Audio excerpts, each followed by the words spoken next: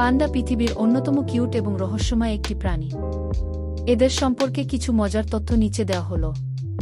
বিশাল ভোজনরসিক, একটি প্রাপ্তবয়স্ক পান্ডা দিনে প্রায় 12 থেকে 14 ঘন্টা শুধু বাঁশ খেয়েই কাটায়। তারা দিনে প্রায় 12 থেকে 38 কেজি পর্যন্ত বাঁশ খেতে পারে। হাতে খুব বাড়তি আঙুল পান্ডার হাতে কবজির হাড় থেকে তৈরি একটি বিশেষ থাম্ব বা বৃদ্ধাঙ্গুলি থাকে। এটি তাদের বাঁশ শক্ত করে ধরতে সাহায্য করে। জন্মের সময় অবিশ্বাস্য ছোট, একটি নবজাতক পান্ডা দেখতে অনেকটা ইঁদুরের মতো এবং এর ওজন হয় মাত্র 100 গ্রামের মতো। মা পান্ডার তুলনায় এটি প্রায় 900 গুণ ছোট। তারা দারুণ চড়াই পাখি, যদিও এদের শরীর ভারী, কিন্তু পান্ডারা খুব ভালো গাছে চড়তে পারে। এমনকি তারা সাঁতারেও বেশ পটু। একাকী থাকতে পছন্দ করে, পান্ডারা খুব একটা সামাজিক নয়। তারা বনের মধ্যে একা একা নিজের এলাকা নিয়ে থাকতেই বেশি পছন্দ করে।